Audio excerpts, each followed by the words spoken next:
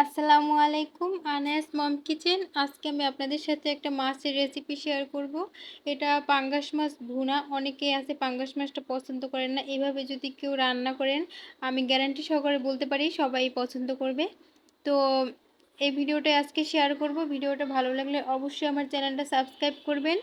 তো চলুন ভিডিওটা শুরু করা যাক। প্রথমে আমি এখানে 4 পিস মাছ নিয়েছি। আপনারা আপনাদের পছন্দ মতো বাড়িয়ে কমিয়ে নিতে পারেন। আর মাছগুলো আমি বেশি মোটা করে কাটিনি, কারণ তাহলে মনে হয় যে মশলা মাছের ভিতরে ঢুকতে চায় না। তো আপনারা এভাবে পাতলা করেই কাটবেন। তারপরে আমি মাছের লবণ এবং হলুদের গুঁড়া দিয়ে মাছটা ভালোভাবে মাখিয়ে নিব। পরিমাণ মতো মানে স্বাদ মতো লবণ দিতে হবে। আমি হাফ চা চামচের মতো লবণ দিয়েছি, আর হাফ চা চামচের মতোই ধনিয়া গুঁড়া দিব। এবারে মাছটা ভালোভাবে মাখিয়ে আমি কোনো রেস্টে রেখে দিচ্ছি না, আমি সাথে সাথেই এটাকে রান্না করব।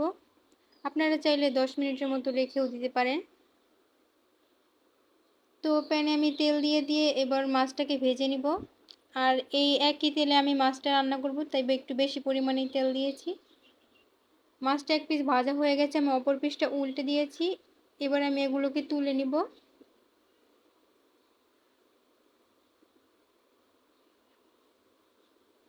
তো এরপরে দিয়ে দিলাম সামান্য একটু জিরা। এটা আস্ত জিরা দিয়েছি ফোড়নের জন্য। তারপরে দিয়ে দিলাম হাফ কাপের মতো পেঁয়াজ কুচি।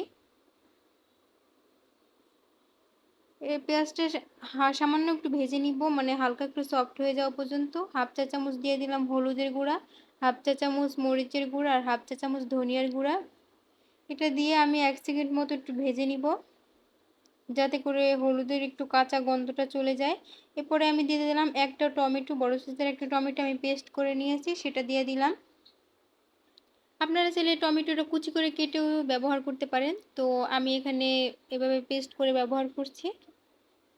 টমেটোটা ভালোভাবে একটু কষিয়ে নিব।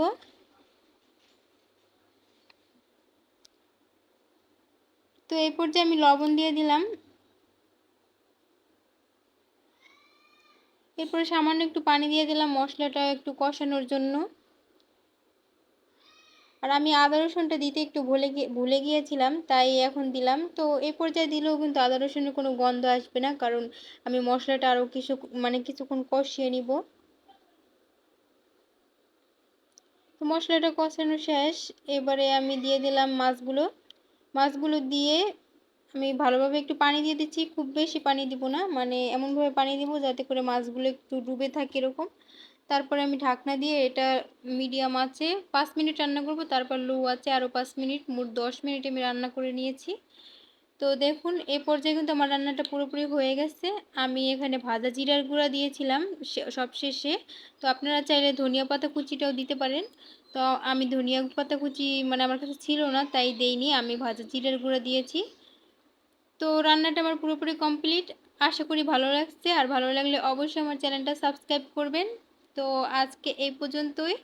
সবাই ভালো থাকবেন। আল্লাহ হাফেজ।